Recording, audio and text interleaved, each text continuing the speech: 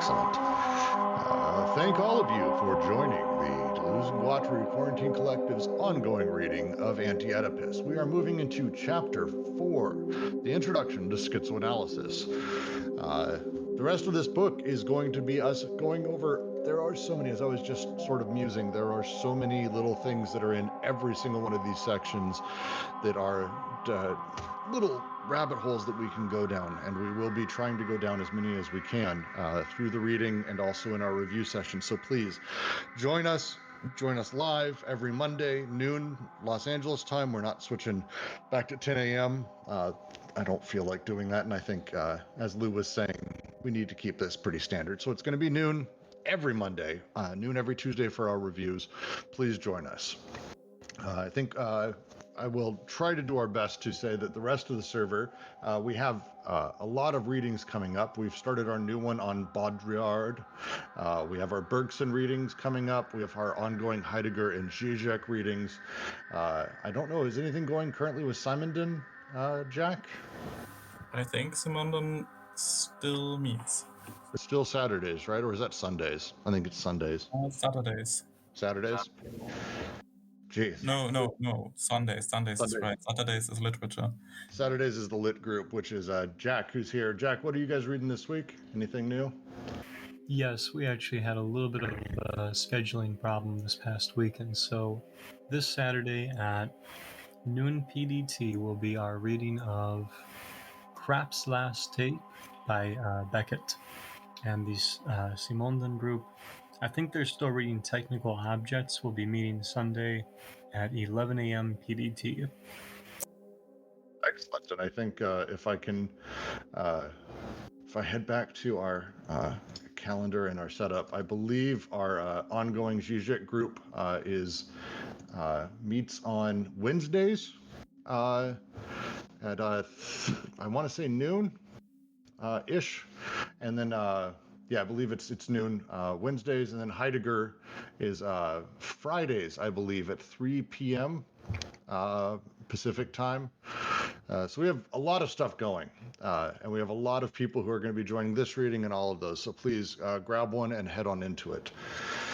The goal from here on out, please do keep your eyes on the follow-up questions here. And if you're listening to this after the fact, please join our Discord server. Links are pretty much all over the place wherever you found us.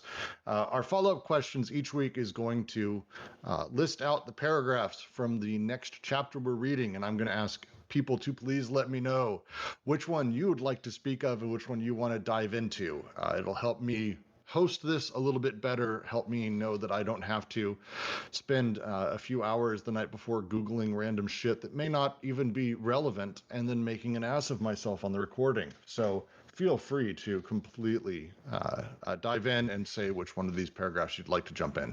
This first section, however, of this chapter is called The Social Field, and I'm excited to dive into it. So without further ado, we will begin by asking that eternal question. Which comes first, the chicken or the egg? But also the father and the mother or the child. Psychoanalysis acts as if it were the child. The father is sick only from his own childhood, but at the same time is forced to postulate a parental pre-existence. The child is sick only in relation to a father and mother. This is clearly evident in the primal position of the father of the horde. Oedipus itself would be nothing without the identifications of the parents with the children, and the fact cannot be hidden that everything begins in the mind of the father. Isn't that you want to kill me? Isn't that what you want? To kill me, to sleep with your mother? It is first of all a father's idea, thus Laius. It is the father who raises hell and who brandishes the law. The mother tends to be obliging. We mustn't make this into a scene. It's only a dream, a territoriality. Levi Strauss puts it very well. The initial theme of the key myth is the incest committed by the hero with the mother. Yet the idea that he is guilty seems to exist mainly in the mind of the father, who desires his son's death and schemes to bring it about. In the long run, it is the father who appears guilty, though having tried to avenge himself, and it is he who is killed. This curious indifference towards incest appears in other myths. Oedipus is first the idea of an adult paranoiac, before it is the childhood feeling of a neurotic. So it is that psychoanalysis has been difficult. So it is that psychoanalysis has much difficulty extracting itself from an infinite regression.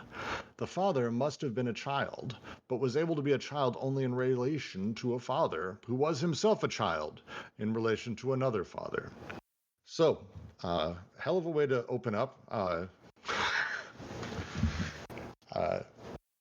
let anyone have any quick thoughts on this before I dive in and I start asking questions, because we have to, the thing we have to discuss here is that they are specifically saying that it is the father's paranoiac that causes the child's neuroses.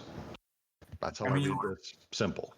I mean, in terms, if we actually go back to the Oedipus myth, that's fairly straightforward, right? We have Laios, the father, who gets this prophecy before Oedipus, the son, is actually born, and based on which he banishes, like the prophecy is that his son will kill him and marry his wife. And based on this prophecy, he banishes his firstborn when that one is actually born. The prophecy is, again, before the son is actually born. So it all starts with this prophecy, which is completely disconnected from the actual existing son. Yeah, I'm also reminded. It's basically the father in the story, as I've always read it. His paranoiac, his crazy intentions is ultimately what causes this prophecy to come about. His act is the first act. That it's not the son. The guilt is not visited upon the son first. That it's through the acts of the father that the son gains. The activity of incest and the killing of the father and all of these things almost unbeknownst to the child, at least as I read the original myth. Yeah, if he hadn't been banished, and as Jack says, I think the father actually wants to kill the son, but the mother smuggles him out. The son would have known about who his father is and who his mother is, and the whole situation that came to pass wouldn't have come to pass because, well, he would have known who they are. Yeah, and it lays out a story for the child to follow as well, because he hears the tales of the son who will return, who killed, and just why he gouges out his eyes is he ultimately does this thing that he says, absolutely, it's what I'm doing. This is who I am. I was destined to do this awful thing. This is my mother, and so I must claw my own eyes out.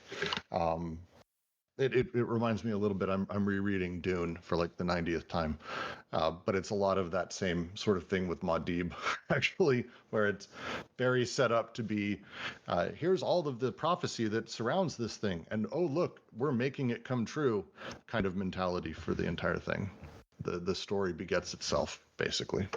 You know, though, I do think it's an interesting point they're bringing up here too, in connection with that. Where they point out, like, isn't that what you want, to kill me and to sleep with your mother, right? Like, it's a rhetorical question, one that doesn't even reach the audience, yeah.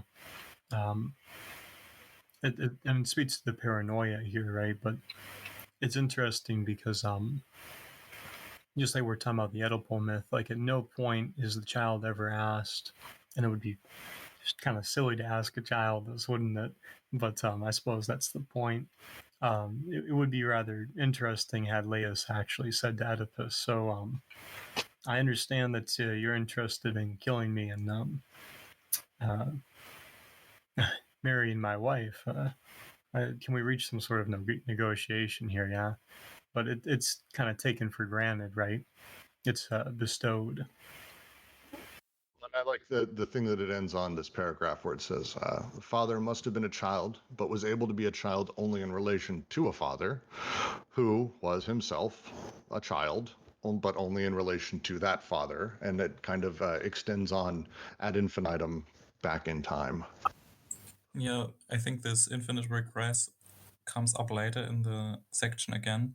And I think actually in the second sentence of this section, where they reference the primal position of the father of the horde, I think the reference here is how Freud basically resolves this infinite regression with the father of the band of brothers that originally actually did this whole patricide thing. Like I don't know Totem and Taboo all that well. I haven't read it or anything, so maybe anyone who has done that could comment on this. And I think they get into it a little bit later as well, a lot more clearly. I do want to continue to move forward. Does anyone have anything in response to Lou before I do? I haven't read Totem and Taboo, but at least from the standpoint of civilization's discontents, one way to read this paragraph is, or a different way to read the paragraph is, with the father as like an institution, right? Or like your place in an institution, right, where it's kind of presupposed that everyone's trying to move up. It's kind of cutthroat, right? Or with the institution itself, right? That is kind of the means of a sustenance of some sort, whereby like the Oedipal relationship would be the killing of that that larger figure that we call the father, and then kind of taking over that domain, or in another sense, marrying the mother. How does a delirium begin? Perhaps the cinema is able to capture the movement of madness precisely because it is not analytical and regressive, but explores a global field of coexistence. Witness a film by Nicholas Ray, supposedly representing the formation of a cortisone delirium. An overworked father, a high school teacher who works overtime for a radio taxi service and is being treated for heart trouble. He begins to rave about the educational system in general, the need to restore pure race, the salvation of the social and moral order, and then he passes to religion, the timeliness of a return to the Bible, Abraham. But what in fact did Abraham do? Well, now he killed or wanted to kill his son, and perhaps God's only error lies in having stayed his hand. But doesn't this man, the film's protagonist, have a son of his own? What the film shows so well, to the shame of psychiatrists, is that every delirium is first of all an investment of the field that is social, economic, political, cultural, racial, and racist, pedagogical, and religious. The delirious person applies the delirium to his family and his son that overreaches them on all sides. It's worth specifically bringing out Nicholas Ray, phenomenal director. Rebel Without a Cause is the famous one he did, but Bigger Than Life is specifically the book, the film that he's talking about here. And everything that they say there that's basically the plot of the movie. Spoiler alert, I suppose. The father, and it was a thing that was at the time, I spent a lot of time reading up on this over the last week, but it was really interesting, the response in general of the idea that delirium could be given to someone who was living such a good life inside of suburbia in the 1950s. People were actually kind of upset at this movie for saying that such a thing was possible, which is kind of incredible when we think about where we're at now in understanding of mental health. But Bigger Than Life specifically is about this sort of sick delirium that a father goes through, and he absolutely does sort of subsume everyone around him in this delirium. And so when they say, and this is the part I'm wanting to expand on because the rest of this is just a description of Bigger Than Life.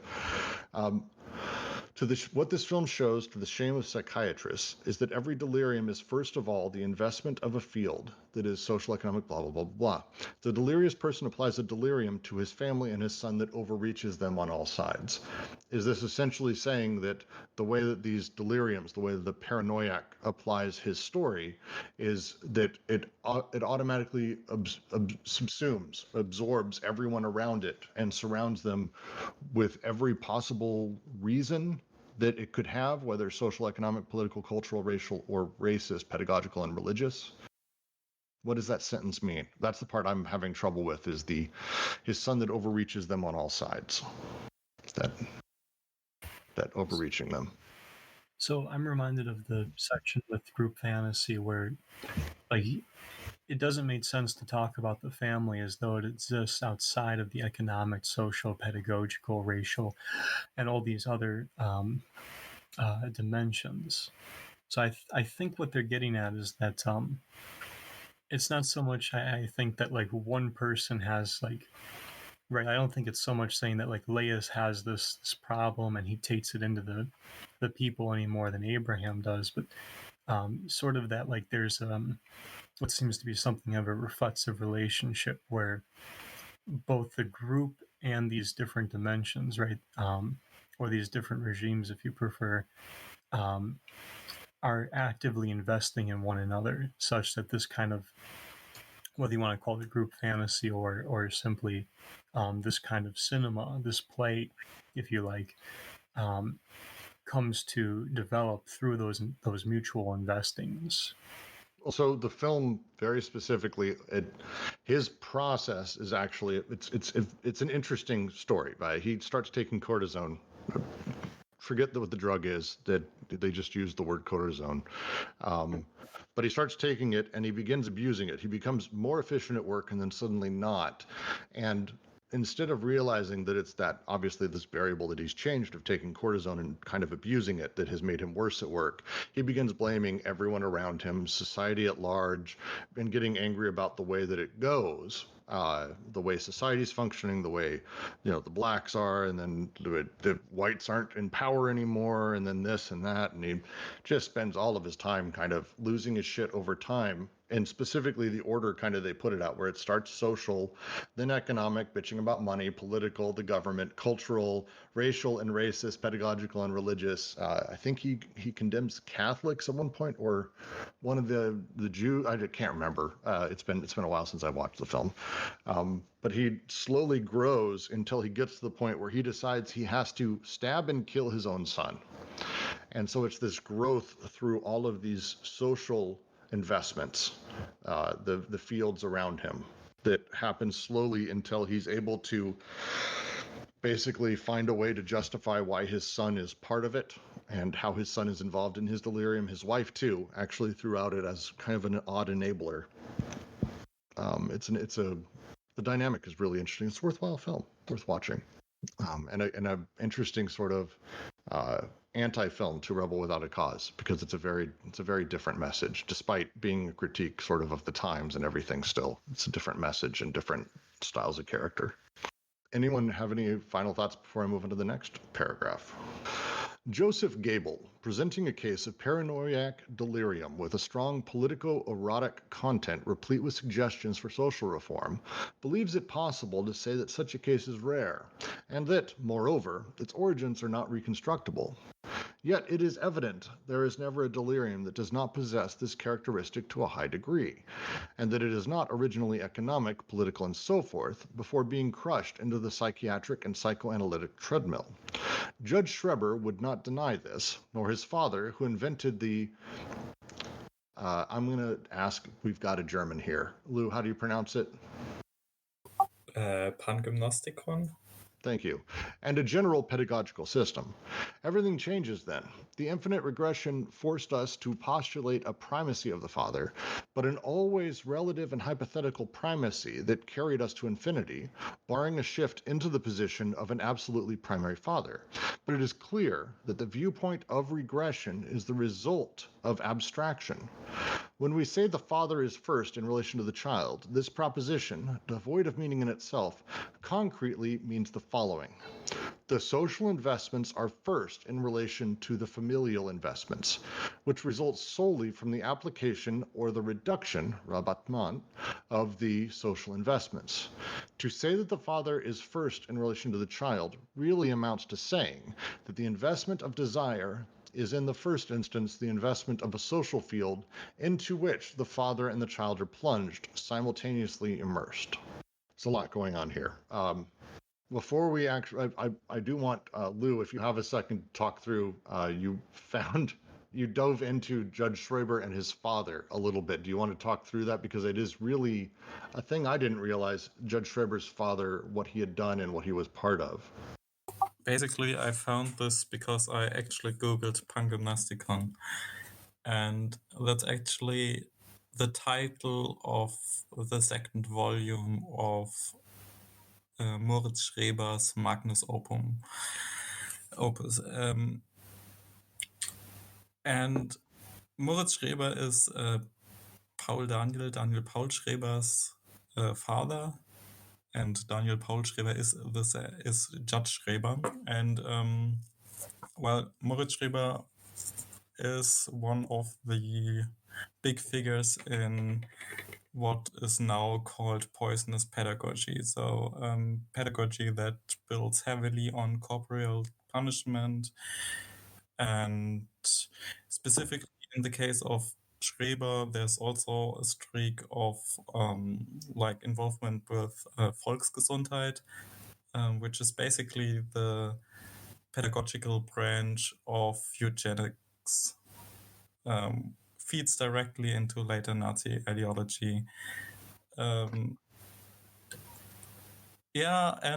Basically 3 out of 5 of his children were totally fucked later in life, turns out. No, it's one of those things like as I started Googling it when you mentioned it, it felt like something that I don't know if anyone here was a big fan of The Office, but the sort of one of the running jokes was Dwight Schrute came from a hard German background and had all of these things that were like these hilarious, like insane over the top German tropes. This felt like something straight out of that. The binding through leather of children's legs together during gymnastics, like really weird shit as part of Schraber's father's schooling, like really weird shit. It's super weird. Yeah. A base assumption of this whole context of which Schreber is part of is basically that city life degenerates our children, and we need to correct their bodies and form their bodies so they will be a strong Aryan folk. Like this goes directly in later It's Nazi hardcore. ideology.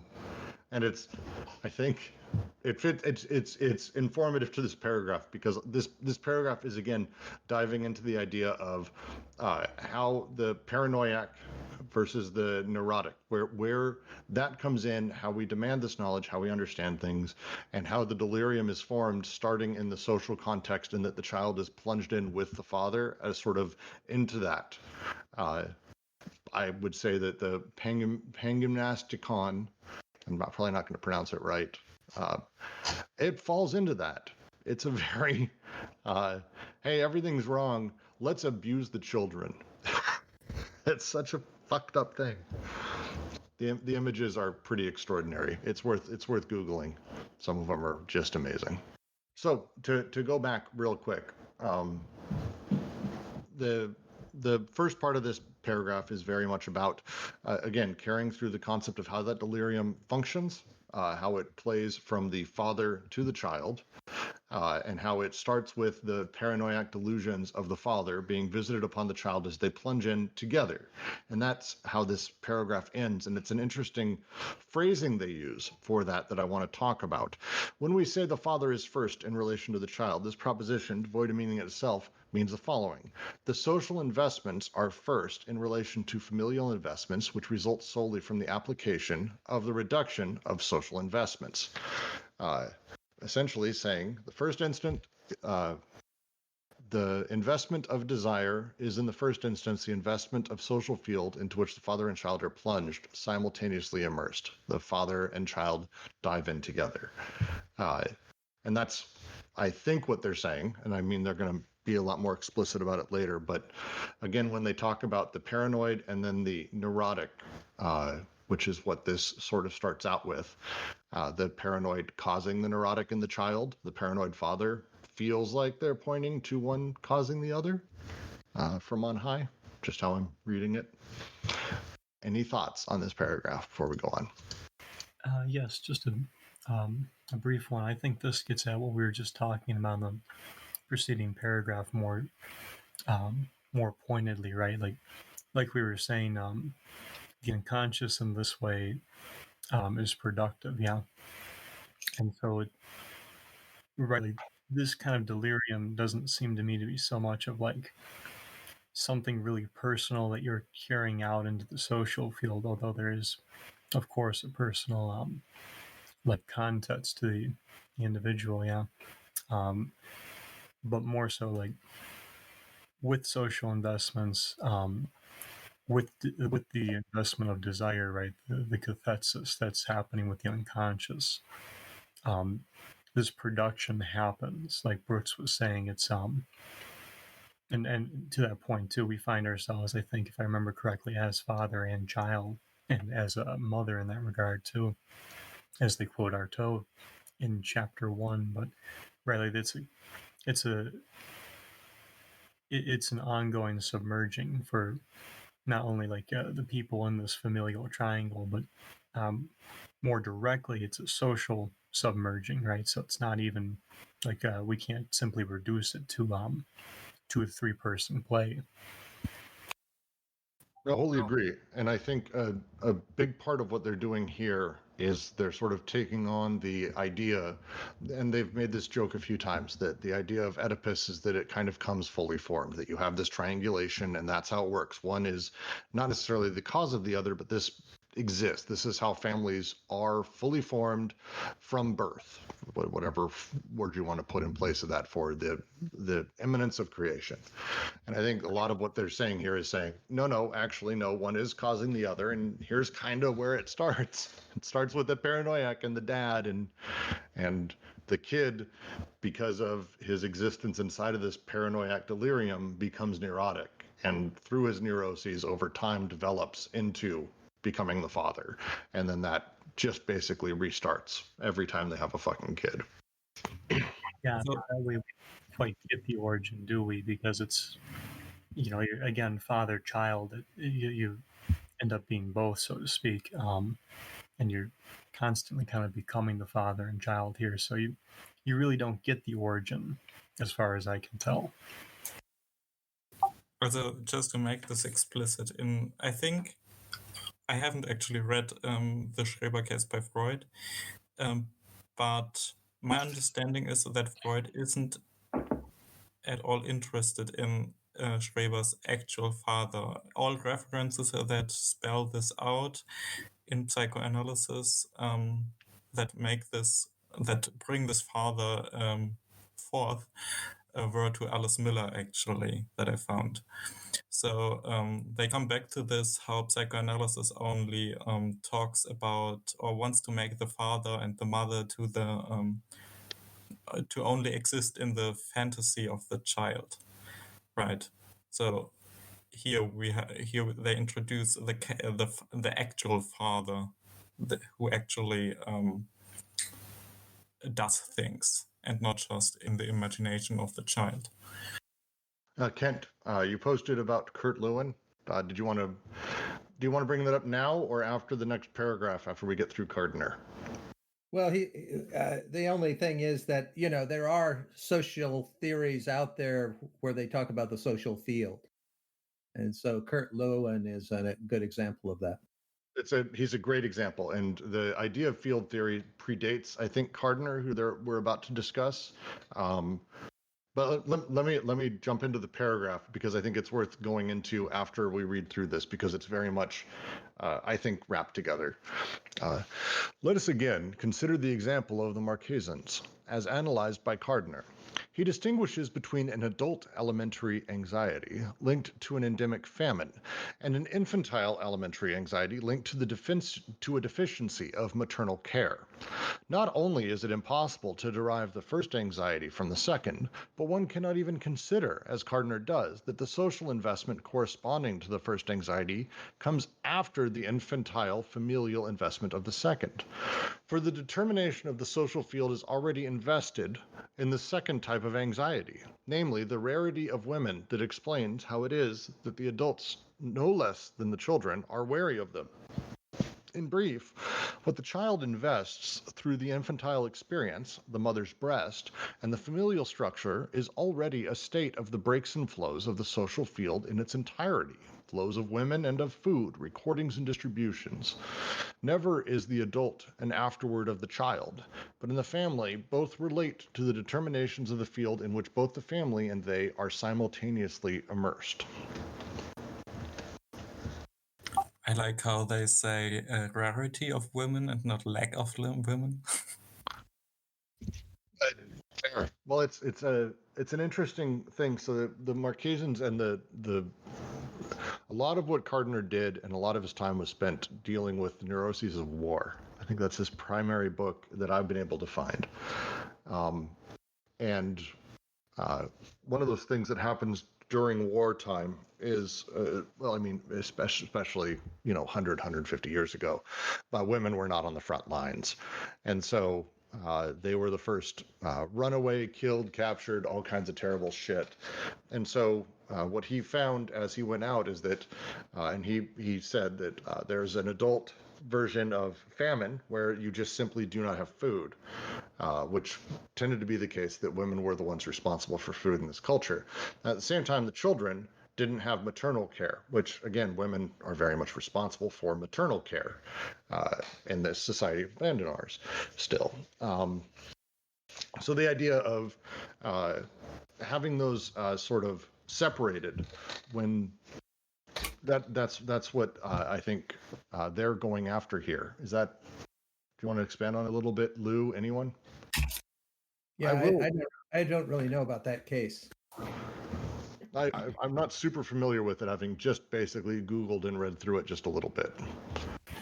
Yeah, I mean, this looks like it's expanding on that last sentence of the previous paragraph to say that the father is first in relation to the child really amounts to saying that the investment of desire is in the first instance the investment of a social field into which the father and the child are plunged, simultaneously immersed.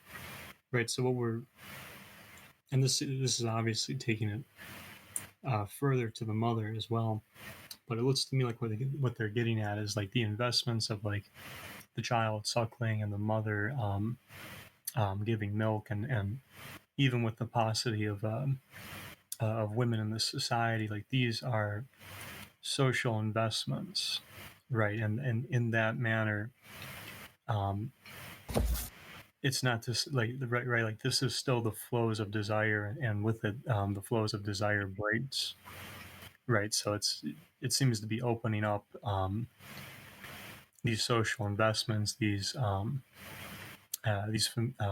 hate to say it, these familial investments to a larger context in relation to desiring production. Go over one sentence that I have a question about, because I want to try to really understand how, in this sentence, we actually have the child and father simultaneously immersed. In brief, what the child invests through the infantile experience, the mother's breast, and the familial structure is already a state of the breaks and the flows of the social field in its entirety. Flows of women and of food, recordings and distributions. Never is the adult an afterward of the child, but in the family, both relate to the determinations of the field in which both the family and they are simultaneously immersed. To say another way, I'm going to give it a shot. Because of the wartime that the family exists inside of this is very specific to wartime for the Marquesians and everything that's happening there. The things that are happening to the family inside the social field that's due to famine and all kinds of things, we end up having a place where the father and the child,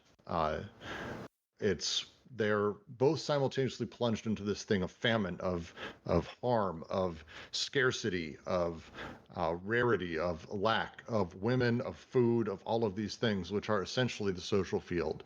And because it's ultimately acting upon the family as a family unit, both relate to the determinations in the field because they're both simultaneously immersed.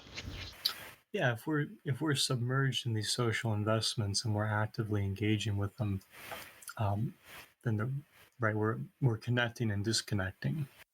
So then I would ask, if it happens simultaneously, at what point is the father first in relation to the child, if they're simultaneous? Or am I speaking of two different separate things here? I know they're about to explain this in the next paragraph, but I want to have a better understanding before we go into that. So that's why. I think the sequential.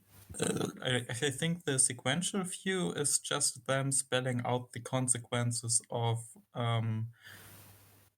psychoanalysis. Like, if psychoanalysis is right, this is what happens, and that doesn't make any sense. Like, regardless of whether the child or the father is first, psychoanalysis kind of needs to posit both. Okay.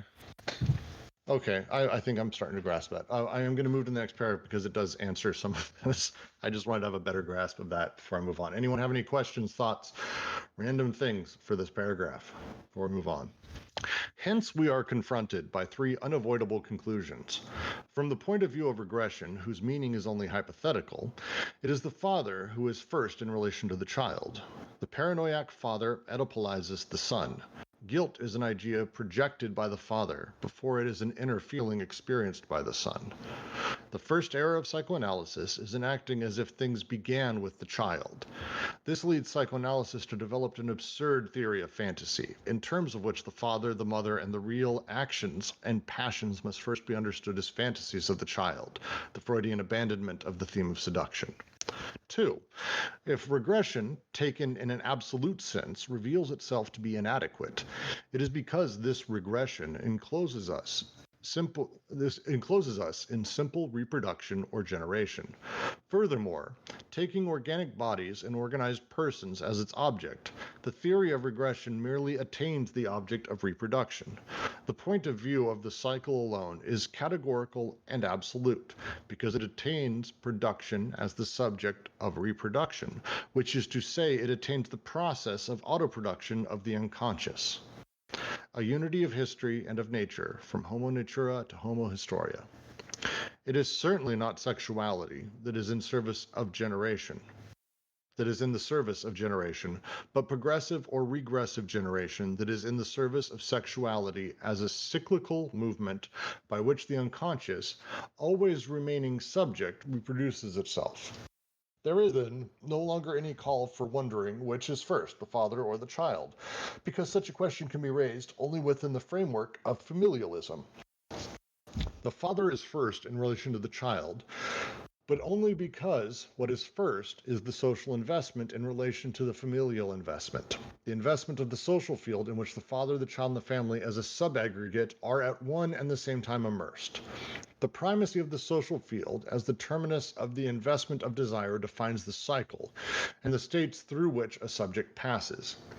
The second error of psychoanalysis, made just as it was completing the separation of sexuality from reproduction, lies in having remained captive to an unrepentant familialism that condemned it to evolve solely within the movement of regression or progression. Even the psychoanalytic conception of repetition remains captive to such a movement. Before I go on, we're going to stop there. They kind of answer what I was asking very specifically, and I'm still not super grasping it, so please, anyone feel free to jump in. But they're starting by two unavoidable conclusions. We're about to get to the third. I'm going to say they say two, because they only have two so far. The first is that the father comes first in relation to the child when it comes to actually how these, we'll say, mental issues or styles of life or whatever you want to call it are actually created. The father visits his fantasies upon the son's guilt is created through that.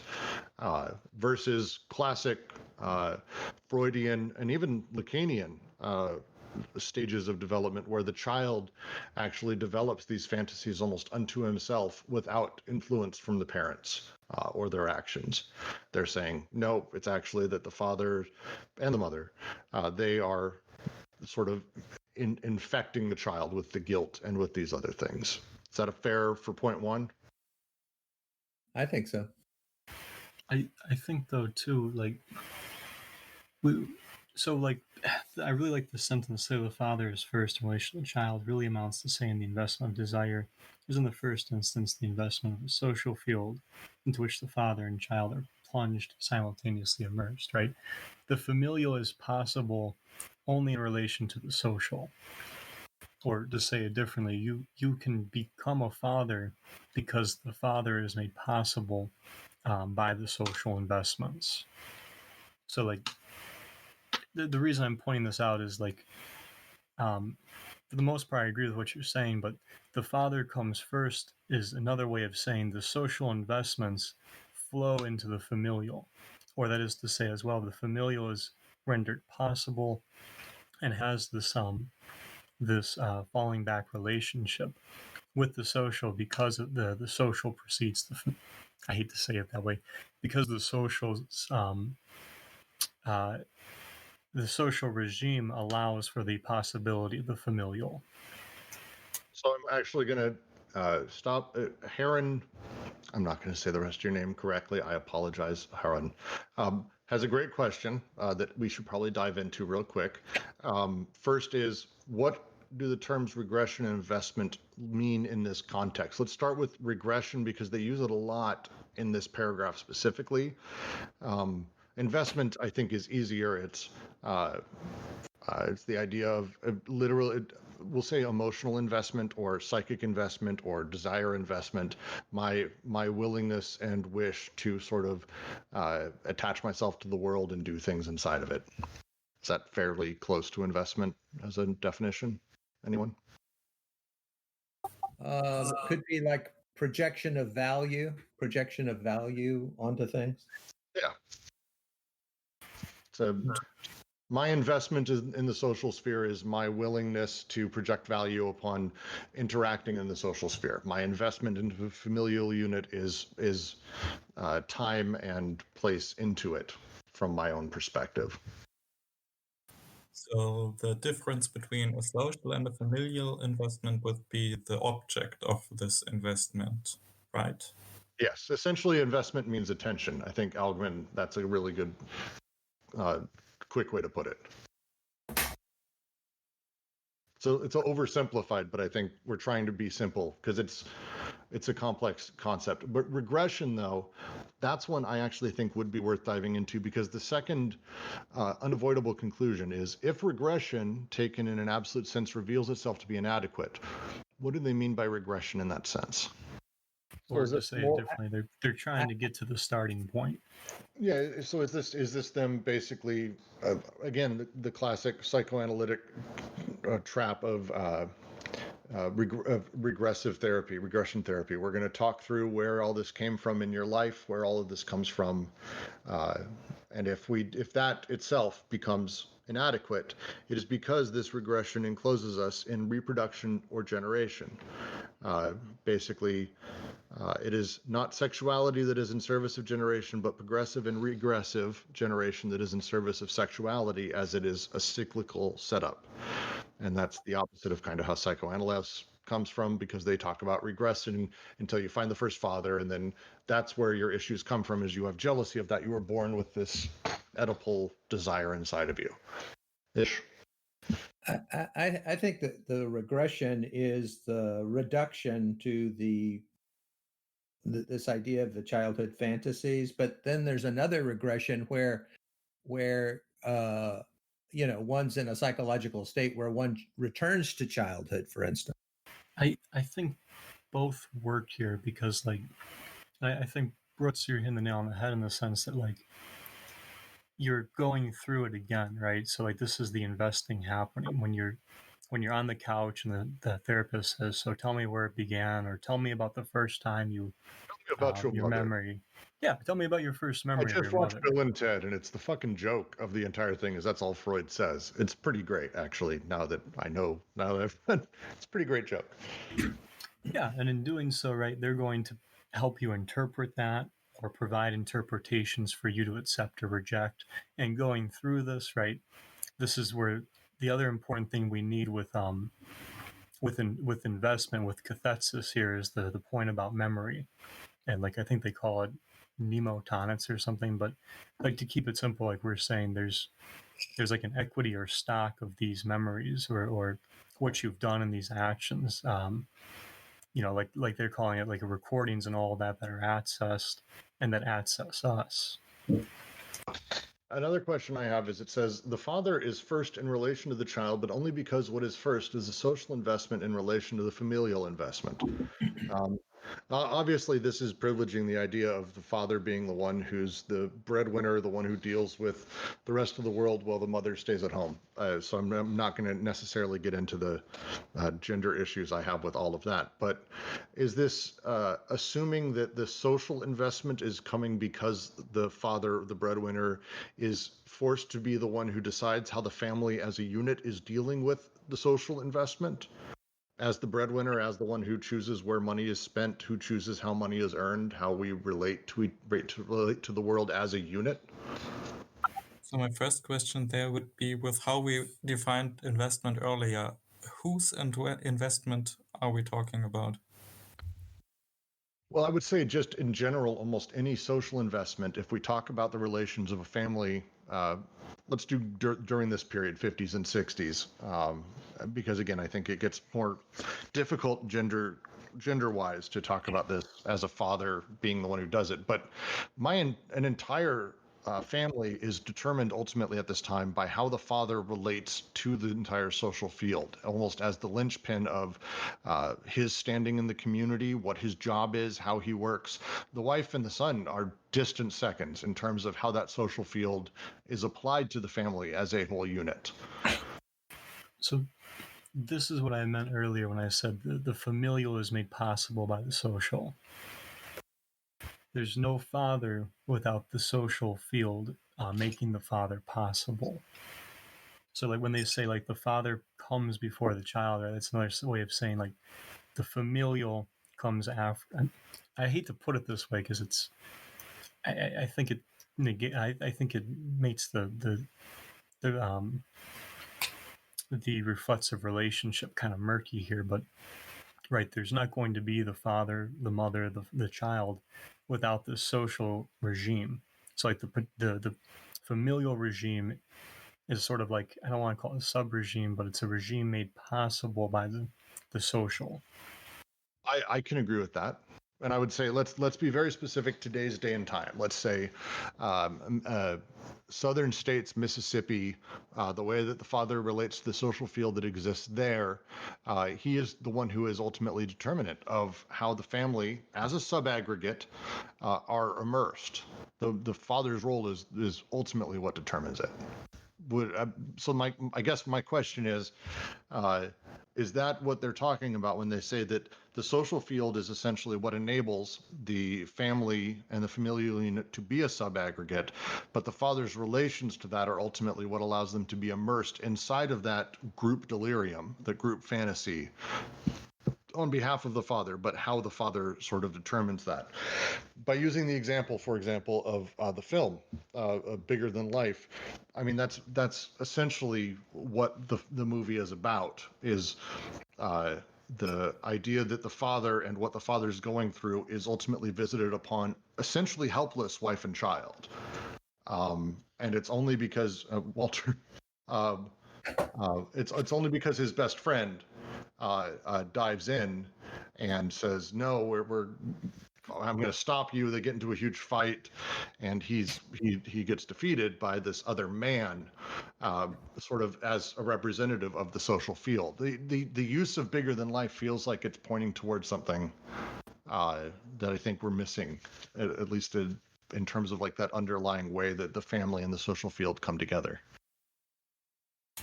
So I haven't seen that movie, but the fact that guy can go out and buy pills to make him better at his job, right? Like you can make this point in Marxism 101, yeah, but that's made possible by social investments, right? Performance enhancing drugs are things we consume every day.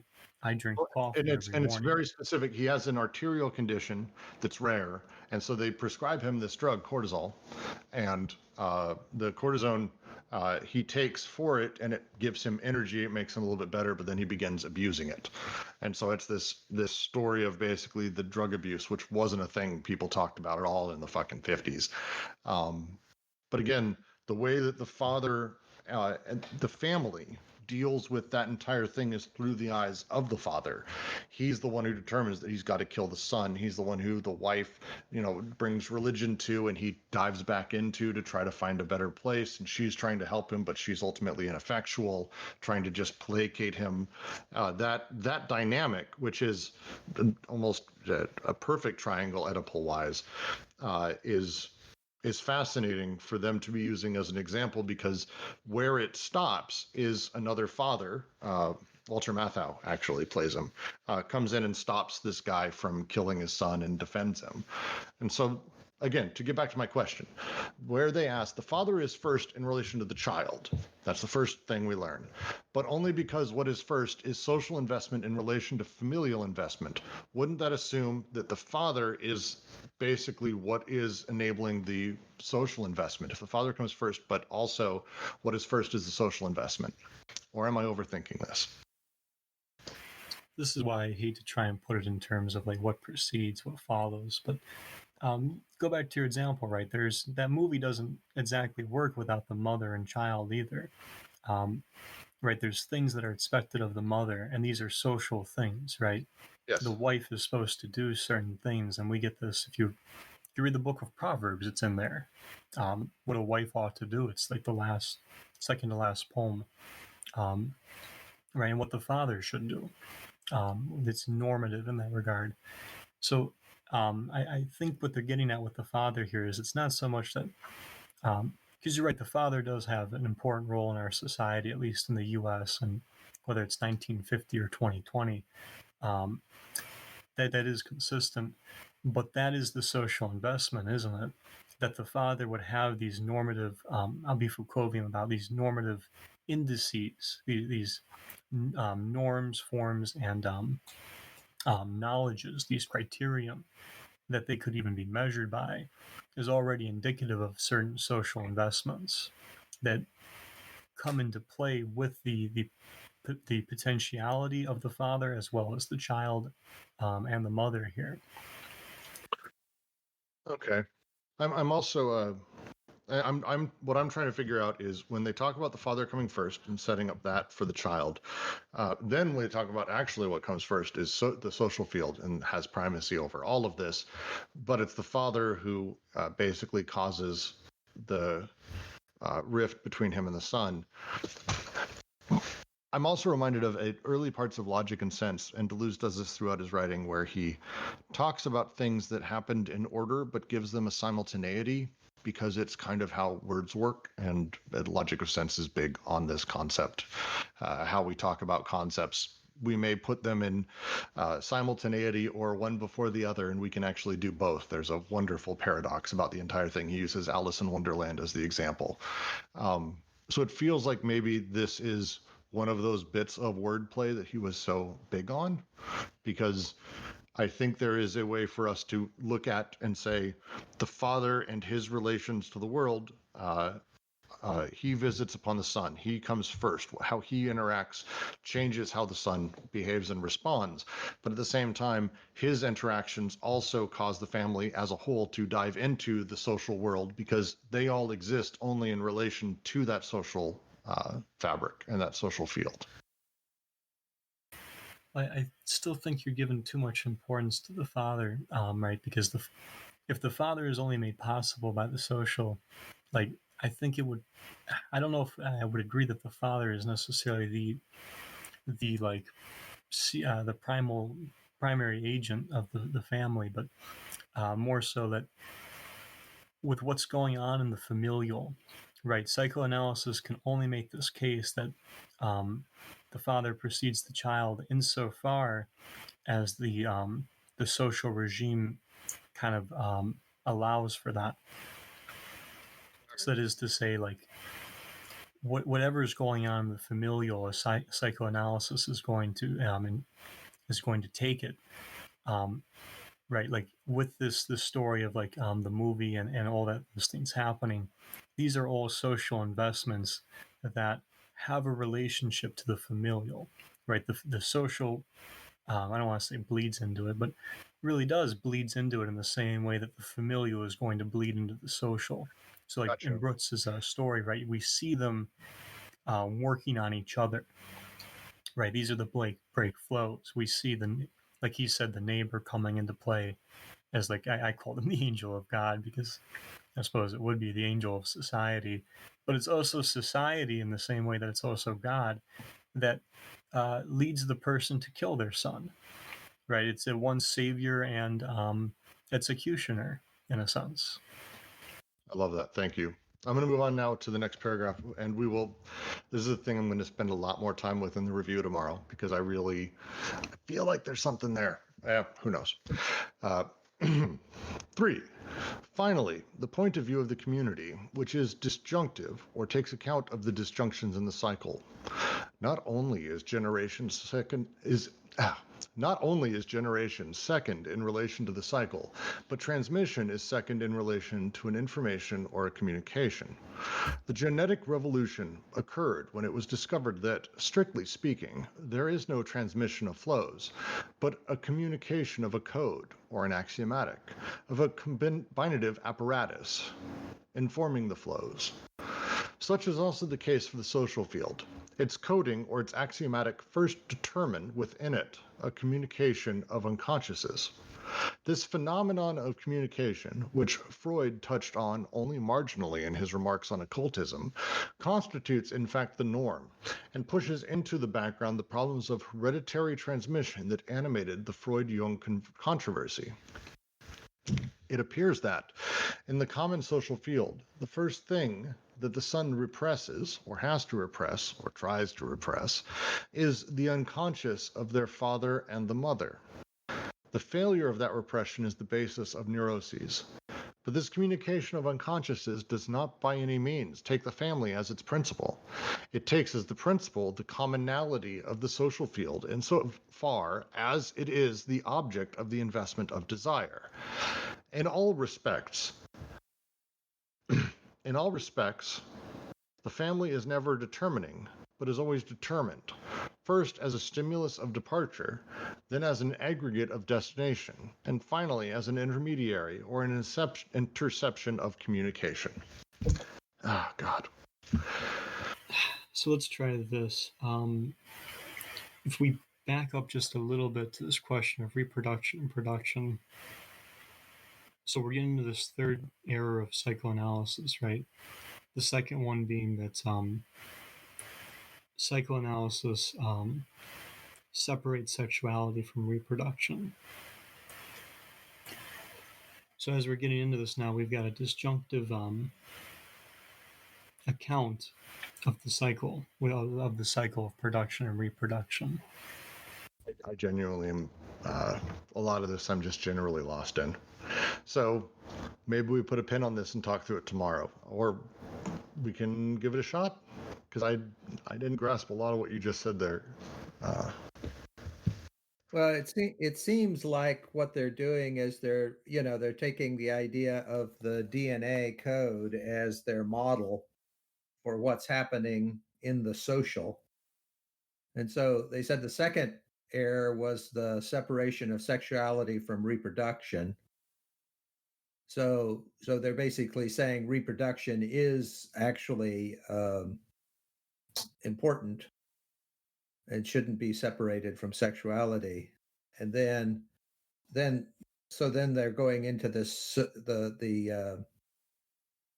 the social, and they're saying, well, it's a code, it's an axiomatic, it's a combinatory apparatus for informing flows. And basically the information that's flowing back is back and forth between the various unconsciouses. And it's an interesting use of that, because such is the case for the social field. Its coding or its axiomatic first determine within it a communication of unconsciouses.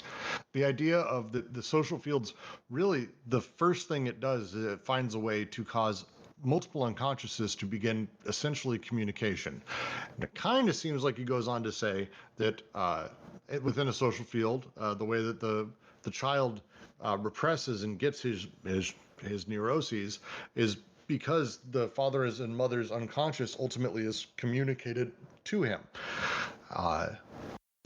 It's an interesting way of talking that essentially, I don't know, the thing I guess my brain is having trouble wrapping around is it essentially talks about here that our unconsciouses are basically able to talk to each other in a way that we are not directly, that it's a secondary language, which is interesting because their big push towards this is a machinic unconscious. So I guess I'm having trouble gathering how these unconsciouses communicate. So part of the Freud-Jung controversy, I think, was the fact that, Freud said, well, the unconscious is always personal, whereas the Jung developed this broader concept of a collective unconscious.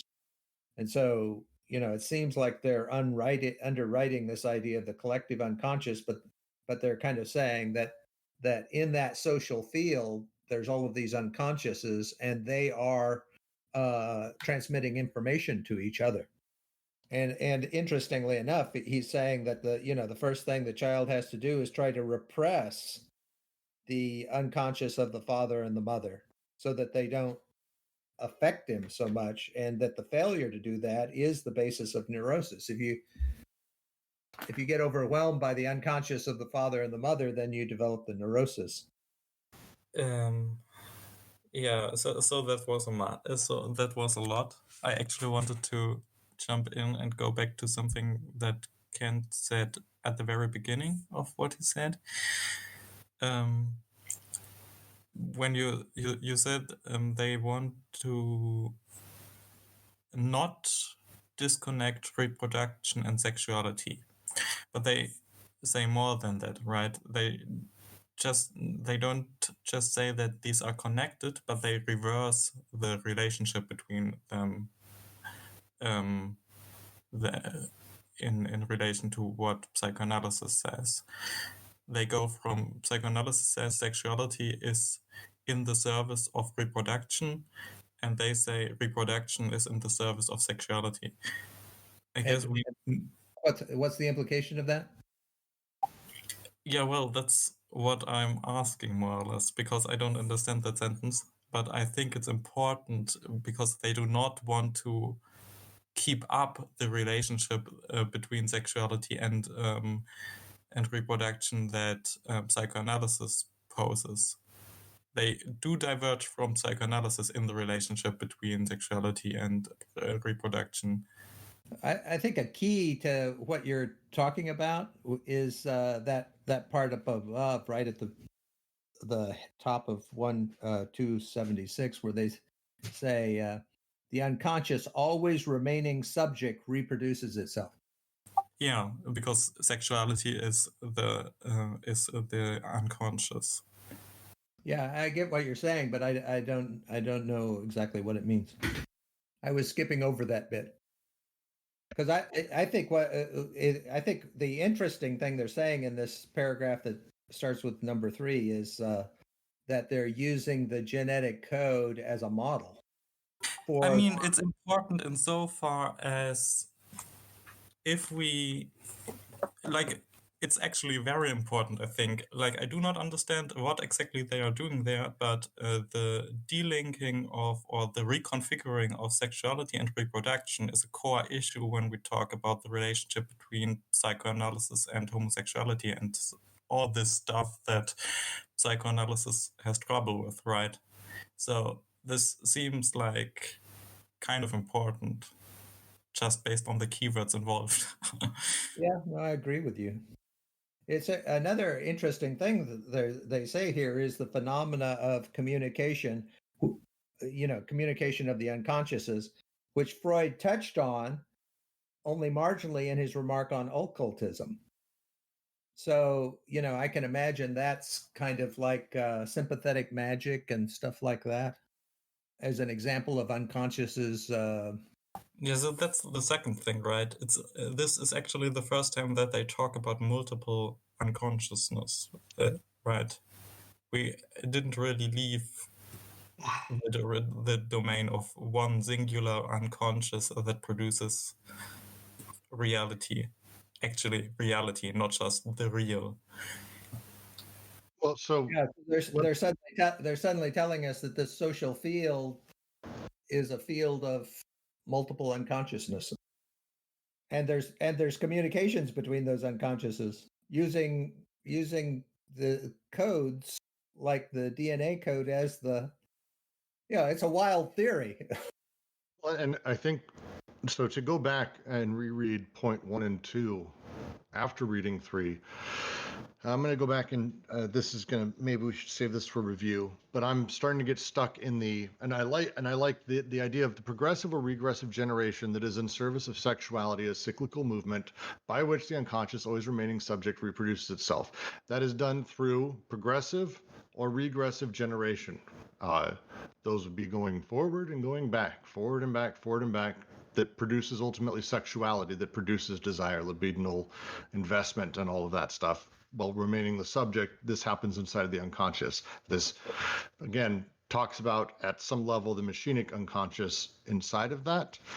When they come down to section 3, the failure of that repression, and this is, it appears that in the common social field, the first thing the son represses or has to repress or tries to repress is the unconscious of the father and the mother. That unconscious being communicated into via unconscious, via this repression, regression, progression, regression dynamic that's producing sexuality, feels like they're talking directly back to that thing from point 1? Or am I overthinking this again? This whole section is going to break my fucking brain. I just know it. I'm getting very stuck in trying to figure out, because it's very, very specific that they're talking about. Well, so they say the first error is that things began with the child. Yes. The first error is that you assume the kid has guilt because that's the nature of being a kid, and they're like, no, the dad was a dick, and that's why the kid has guilt. Sorry to make it blunt, I guess. The dad's parenting act causes that. Then the second one is this separation of sexuality from reproduction, which Lou rightly says is a complicated question. But I think another complicated question is, they're talking about regression, but then they balance that with progression. What's that? What's progression? What's progressive generation? I think the progression and regression, like, that's actually something I thought about when we talked about. The regression is the thing where we define Oedipus from the child's perspective out, like the child traces Oedipus back, and progression would be the opposite, when we trace Oedipus from the father. Father passes Oedipus on. At least that was my understanding. I'm not sure whether this makes completely sense. That helps. Thank you very much. But you can see from this progression and regression that the temporality is entering here, because you have the projection of the future and the thrownness of the past, according to Heidegger. So if that's how the unconscious works, which is what they're saying in part 2, then part 3 is about how the social field and community affects that through this sort of collective-ish unconscious through communication. And how the communication happens is almost genetic-like process where, yes, we have these flows and these free flows, but there's a couple things. Just like with genetics, just like with DNA, certain pieces can only fit in certain ways. So there is a combinative apparatus that informs the flows that are able to affect it. And I'd just like to say that it's kind of interesting. The way Deleuze does things is strange, because he kind of drops a name, but then he doesn't kind of go into what that might mean. And, it seems to me that this whole thing of repressing the unconscious of the father and the mother, that's really what Jung calls individuation. We got to be careful, because Jung's collective unconscious is... So, right, like we're talking, for Jung, the collective unconscious would almost seem to be like a social investment of the unconscious of a person, right? Well, did you just literally read the next sentence? Like, it's like, that sounds like exactly like what they're actually about to say. Sorry to interrupt, Jack. It's I was amused. Sorry. What's the next sentence? If the familial investment is only a dependence or an application of the unconscious investments in the social field, and if this is just as true as the child of the adult, if it is true that the child, through the mommy territoriality and daddy law, already aims for schizas and the encoded or axiomated flows of the social field, we must transport the essential difference to the heart of this domain. Really, that's what you were just saying, Jack. To a point.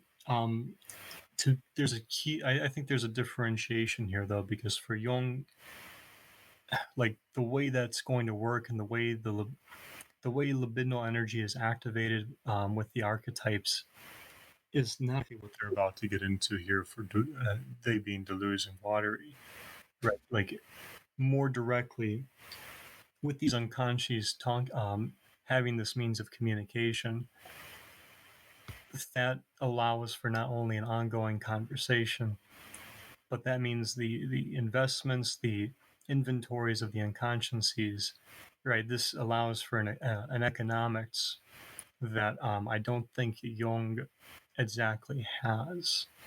Let's put a pin in this and save it for the review tomorrow, because we do want to get through this section. There's so much to discuss. All right, I'm going to reread what I just read out loud, and we'll continue through the next paragraph. If the familial investment is only a dependence or an application of the unconscious investments of the social field, and if this is just as true of the child as of the adult, if it is true that the child, through the mommy territoriality and the daddy law, already aims for the schizas and the encoded or axiomated flows of the social field, then we must transport the essential difference to the heart of this domain. Delirium is the general matrix of every unconscious social investment.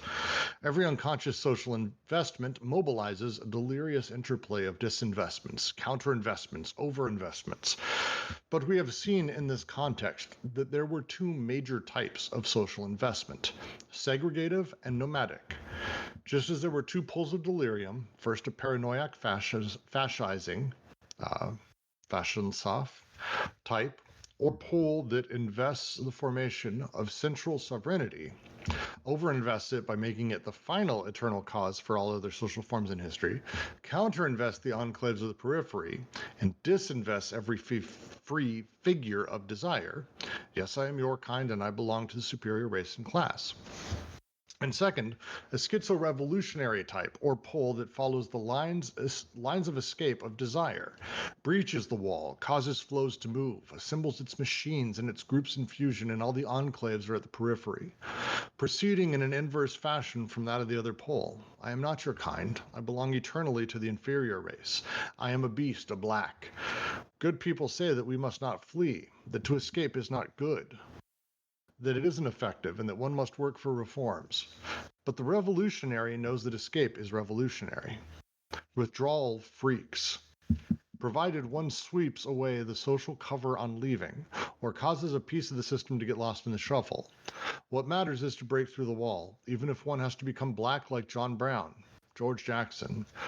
I may take flight, but all the while I am fleeing, I will be looking for a weapon. Despite a handful of moments that I felt deeply uncomfortable reading this section. Anyone want to dive in and give an explanation? This kind of reminds me of, in the literature group, we read Lewin's The Ones Who Walk Away from Omelas. And this kind of reminds me of what Lewin was talking about when she discusses like the people who leave Omelas, the eponymous people, who don't really know where they're going, but they're not going to be, and we got to be careful here because I don't want to suggest that they break out of everything altogether, that they're no longer in the social field itself, but that they're going somewhere else, right? That they're moving, that the investments have the potentiality of changing, and with that, so too with the what the unconscious produces. Does anyone have comment? Go ahead. So what I want to know is what does it mean to transport the essential difference into the heart of the domain? I will give this a shot, Kent. We have basically two sides that we're talking about in the two sentences prior to that sentence, where we talk about familial investment as a dependence or application of the investments social field. And on the one side, you have the mother-father, which is mommy territoriality, daddy law, the way things are, the way things have been, the way things will be, being told, the fascistic side, the paranoiac. And of course, the child, all child, apparently, already aim for schizas. They are naturally going for that schizo-revolutionary side of things. And so that's what they're saying here is the we must transport that difference between the two to the heart of this, that really this is actually what is happening in a social field. That on the one side we have the paranoiac fascising, on the other side we have the schizo-revolutionaries, and that's the, if we want to talk about a conflict, that is the one they're talking about. At least it feels like they're doing that, and specifically around the social field.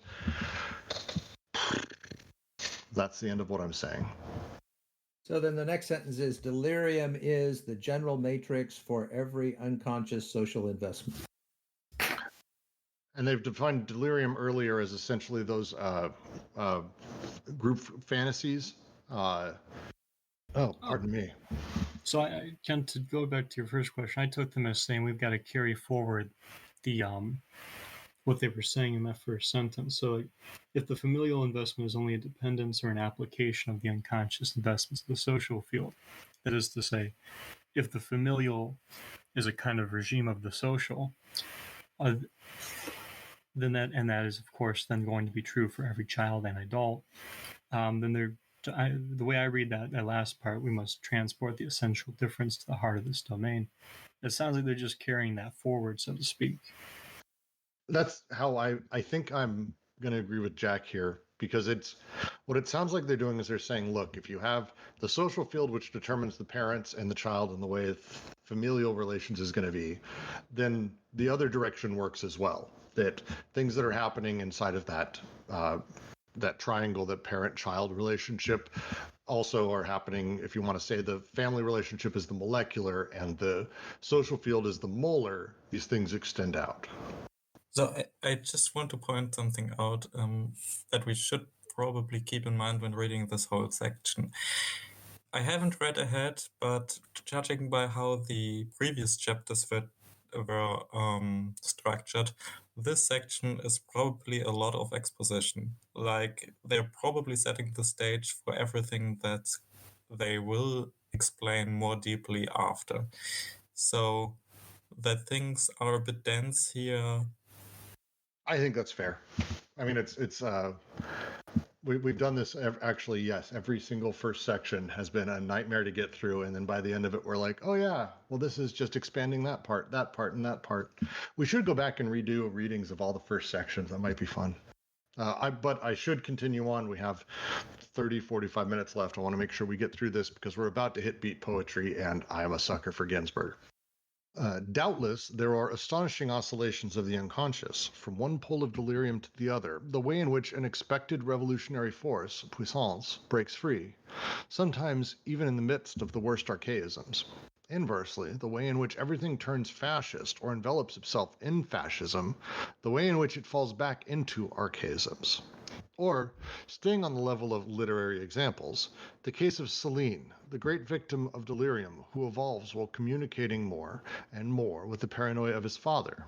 The case of Jack Kerouac, the artist, possessing the soberest of means, who took revolutionary flight, but who later finds himself immersed in dreams of a great America, and then in search of his Breton ancestors of the superior race. Isn't the destiny of American literature that of crossing limits and frontiers, causing deterritorialized flows of desire to circulate, but also always making these flows transport fascising, moralizing, Puritan, and familialist territorialities? That's a hell of a damning thing to say about American literature, and it's hard for me to disagree with it. It hurts to recognize that in relation to Kerouac too. I see their point. Well, and they're about to get into it deeply with Ginsberg as well. But it's basically just saying, take a look at everything that these people do. Everything that Americans do has Americanism almost baked into it. The destiny of American literature, that of crossing limits and frontiers. Yes, that's Vonnegut.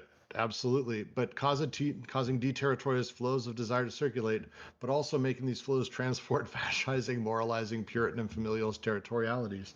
There's the sense of life of America bleeds through inside of everything we do. So we're just gonna ignore that he uses all these American authors to distract from Celine.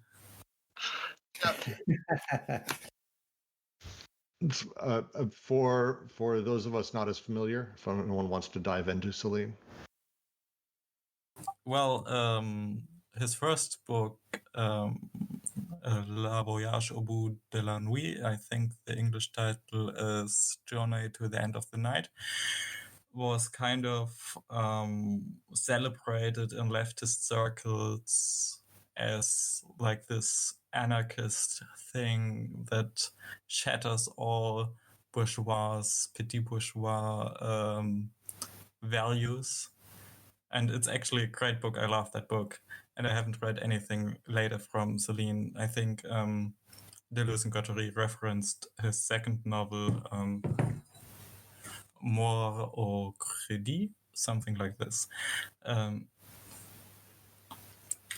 But Celine kind of went nuts after, or maybe was nuts already, like major anti-Semite, Nazi collaborator during the occupation, the whole blade basically. Like in 1932, I think Sartre and de Beauvoir wrote in a diary that La Voyage was their favorite book of the year, and later they completely condemned the man. Well, it's an interesting specific case because they do expand more on Kerouac, and I think it's because Celine is, I don't want to say an obvious one, but it's such an interesting hard left to extreme right version of a man communicating ever more with the paranoia of the father, as they say, joining that delirium. As I can just recommend reading up on Celine's biography and all this stuff. There's a lot of ridiculous stuff in there. But with Kerouac, it's less that he did too. That famously leftist wandering beat poetry circle, but in it with fascising, moralizing, Puritan, familialist territorialities. It's accurate. Anything before I move on to the next paragraph here? Just wanted to say too, though, it's not a static configuration they're laying out here too, right? Like we're talking about the paranoiac and the schizo once again as the subject oscillating, right? So like even with Kerouac, there's journeys that he's taking that do have the sense of the schizo or the revolutionary flight, but it's not a purity. And I think that's kind of maybe has a certain counter weaving with what we're saying here in terms of like the Puritanism that will come in to play in Kerouac's thematic development or his novelistic development, right? Is that even with Kerouac, you have some of this schizo investment, but you're also going to see the oscillation to the paranoiac. So to continue that with the next paragraph. These oscillations of the unconscious, these underground passages from one type of libidinal investment to the other, often the coexistence of the two, form one of the major objects of schizoanalysis. The two poles united by Artaud in the formula Heliogabalus the anarchist, the image of all human contradictions, and of the contradiction in principle. But no passage impairs or suppresses the difference in nature between the two, nomadism and segregation. If we are able to define this difference as that which separates paranoia and schizophrenia, it is because, on the one hand, we have distinguished the schizophrenic process, the breakthrough, from the accidents and relapses that hinder or interrupt it, the breakdown. And because, on the other hand, we have posited paranoia no less than schizophrenia as independent of all familial pseudo-etiologies, so as to make them bear directly upon the social field, every name in history, and not the name of the father. On the contrary, the nature of the familial investments depends on the breaks and the flows of the social field, as they are invested in one type or another, at one pole or another, and the child does not wait until he is an adult before grasping, underneath father-mother, the economic, financial, social, and cultural problems that course through a family. his belonging or his desire to belong to a superior or an inferior race, the reactionary or the revolutionary tenor of a familial group with which he is already preparing his ruptures and his conformities. The kids pick everything up from the parents, and they already know early on what they're going to be fighting, what they're happy to join, and what they're happy to do things based on the parent's unconscious and how it transports into the child. Is that I think that this phrase that they have every name in history and not the name of the father. I mean, I think that's kind of stating their fundamental position against Lacan. We have posited paranoia no less than schizophrenia as independent of all familial pseudo-etiologies. Every name in history, but not the name of the father. Yeah, okay. I would agree. That is them directly responding to Lacan, actually, again. I want to say, too, where they crossing through the family, the economic, financial, social, and cultural problems that cross through a family, his belonging or his desire to belong to a superior or an inferior so-called race, the reactionary or the revolutionary tenor of a familial group with which he is already preparing his ruptures and his conformities.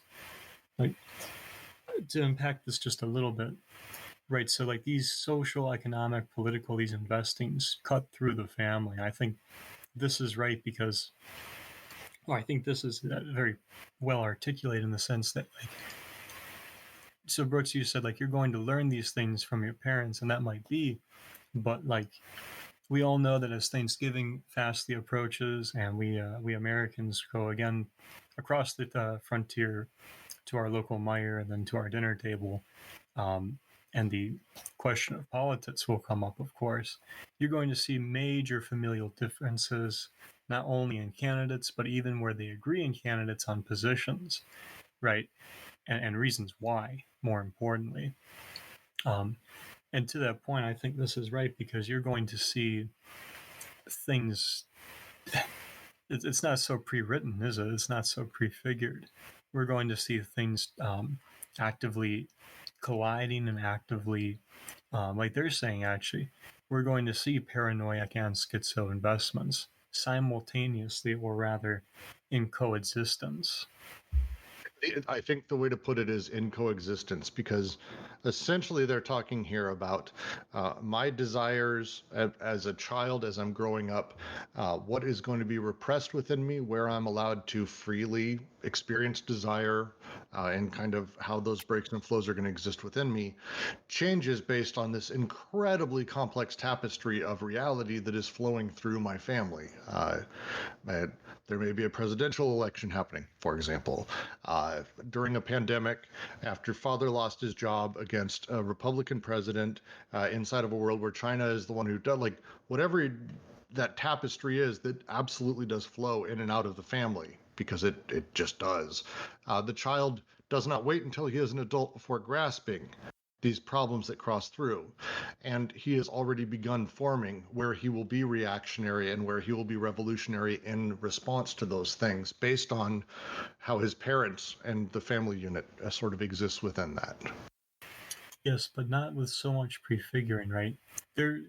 So like when I was like 10 years old in fifth grade, it actually was first grade, fifth grade. The Bush Kerry election was happening, and I was like 10 years old, and everybody my age was, oh yeah, are you voting? Not even are you voting? Do you support Kerry or Bush, right? And if you ask them, they would even, well, I think it'll help my family this way, right? Like, there's an investing going on, and sometimes they disagree with their parents or not.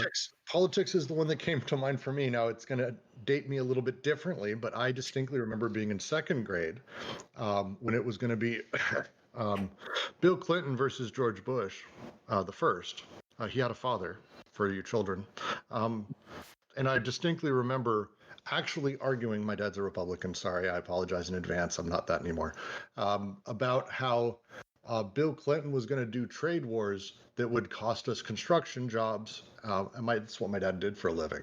I don't give a shit about it. Like, never in my life have I given a shit about, like, construction as a thing directly, but that's because these are how the flows affected politics in the family. I was in second grade. I have no concept of this. And that's precisely it, right? Like you said too, there's still changes happening. Your dad and you develop, and that's the thing here, right? Like with this point about the progressive and the regressive in relation to the generative, things aren't static. Even if you find this Freudian origin point, right? If you find that first memory of the mother and then the suckling, that's not going to be your point of departure for everything that comes after, is it? Because that still doesn't explain the social, the political, the economic, and all the things that have happened since then. Well, and again, if we go back to where they talk about the way DNA as a information communication flow for the unconscious functions, they talk specifically about, yes, it's flows, but it's these chunks of information at a time that attach to certain places because they can, which is effectively how DNA works. It's different pieces can go different places, but there's some very specific rules. They're saying kind of that's how this works, that there are some very specific rules. These things flow through the family and they attach where they attach. And it's going to be, it's a really interesting way to talk about this. I do want to continue on. Any last thoughts on this paragraph before we move on? Just want to say, check out Artaud's Heliogabalus, the Crowned Anarchist. I've only read a few passages, but I think it's cool that they keep bringing up that particular text. And what I've read of it is definitely an inferno of a text. What a muddle, what an emulsion the family is, agitated by backwashes, pulled in one direction or another in such a way that the Oedipal bacillus takes or doesn't take, imposes its mold or doesn't succeed in imposing it, pursuing directions of an entirely different nature that traverse the family from the exterior. What we mean is that Oedipus is born of an application or a reduction to personalized images, which presupposes a social investment of a paranoiac type, which explains why Freud first discovers the familial romance and Oedipus while reflecting on paranoia. Oedipus is a dependency of the paranoiac territoriality, whereas the schizophrenic investment commands an entirely different determination, a family gasping for breath and stretched out over the dimensions of a social field that does not reclose or withdraw, a family as matrix for depersonalized partial objects, which plunge again and again into the torrential or depleted flux of a historic cosmos, a historic chaos, the matrical fissure of schizophrenia, as opposed to paranoiac castration, and the line of escape, as opposed to the blue line, the blues. I have no idea what that last sentence means, but I can go back. I can go back to the other stuff. Does anyone have any idea about the blues? Blue line? What they're? I'm sure it's a snarky French joke from like 1971, which is perfectly timely for me, and so I really want to understand it. So I have no clue, but I found interesting that the blues is actually just in the English translation. I've looked up the French text and there's only the blue line. So the blues seems to be the clarification. So does that text also immediately go into Ginsberg?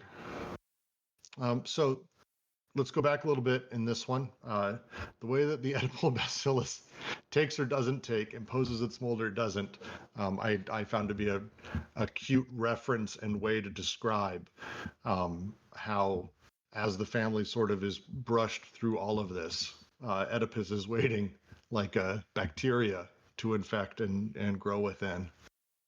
I think this. So obviously, I absolutely agree with you. Like that is a wonderful way of talking about it as a mold or as a bacteria, like you were saying, right? Because we've talked about how this circulates, right? How it's a sort of economical thing, but in a very real desire way or libidinal way. I really like when they expand on that to say what we mean is that Oedipus is born of an application or a reduction to personalized images, which presupposes a social investment of a paranoiac type, which explains why Freud first discovers the familial romance and Oedipus while reflecting on paranoia. So what I like about that is like there's a point here about interpretation, right? Application and reduction to personalized images that presupposes a social investment of a paranoiac type. So right, like it's not to say simply that psychoanalysis does this, right? Like I what I'm getting out of this sentence is in one way, well, okay, but like there's a social investment here too, right? Or in a different way, when we start working, when we start interpreting things ourselves, and we start looking at these personal images, because this also seems to kind of at least glance at Jung here to a certain degree, that when we start doing this interpretive work, there's a point where we can get into a paranoiac or an exclusionary investment here. To me, this paragraph speaks to, I think, again, they've been getting at this concept of the presupposition where Oedipus sits inside of how we become subjects and how subjectivity is generated, and Oedipus starting everything with a reduction of personalized images, that it's born of that. And personalized images being the thing that it does that presupposes that view, that social investment of the paranoiac type. On the other side of things, obviously, everything's deeply depersonalized. This is schizophrenic. Again, speaking to the fact that this is not a book about how we all should be trying to be schizo, but just that on the one side you have the paranoiac who knows exactly how the entire world works down to a molecular grain of sand every way. On the other side, you have the schizophrenic as a family stretched out across dimensions of a social field that does not reclose or withdraw, that gives nowhere for them to attach to, gives no placement for subjectivity whatsoever. And so you have kind of these two poles that they kind of drive between. I like that visual, personally. Plunging again and again into the torrential or declotted flux of a historic cosmos, a historic chaos.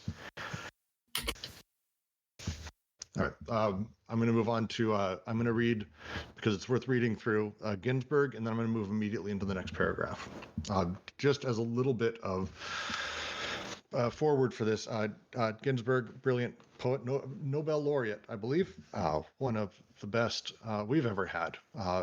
Left behind his Judaism, his religiosity, his family, a lot of things as part of the sort of beat poetry or poet world. His mother, deeply schizophrenic and very ill, passed away. And he wrote the Kaddish. I believe the Kaddish is the name of this piece. And it's sort of a reference to Jewish prayers for someone who's dying. There's a lot of subversions in it. A lot. So to read.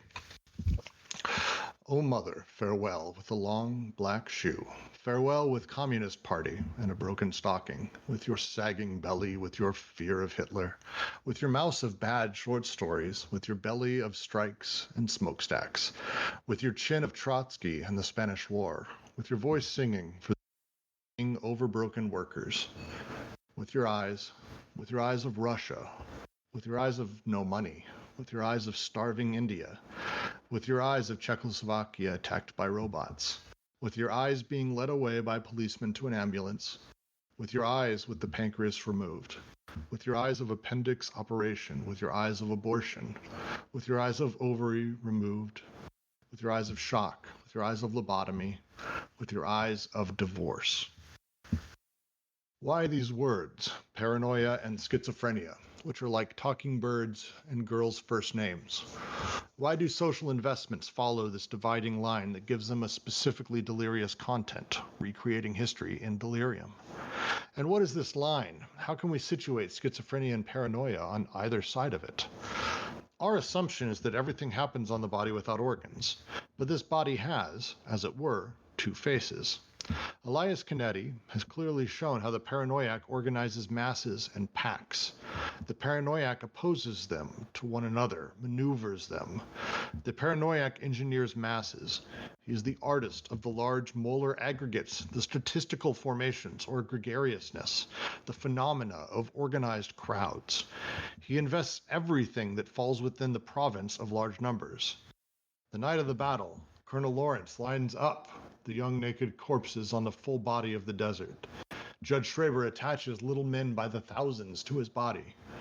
It might be said that of the two directions in physics, the molar direction that goes towards the large numbers and the mass phenomena, and the molar direction that on the contrary penetrates into singularities, their interactions and connections at a distance or between different orders.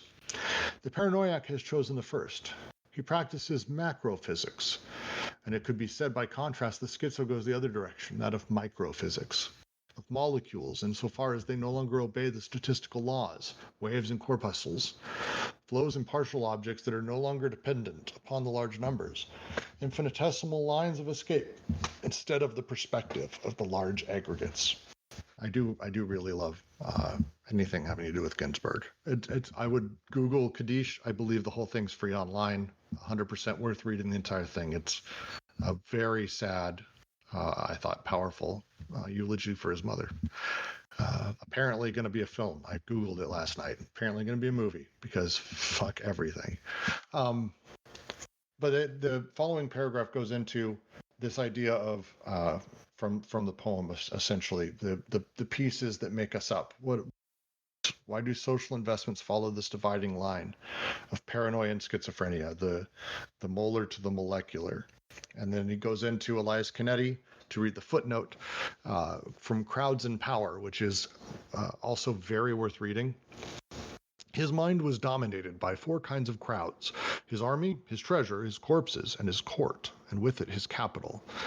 He juggled with them ceaselessly, but only succeeded in increasing one at the expense of another. Whatever he did there was always one crowd which he managed to preserve. In no circumstances did he ever cease to kill. The heaps of corpses piled up in every province of his empire.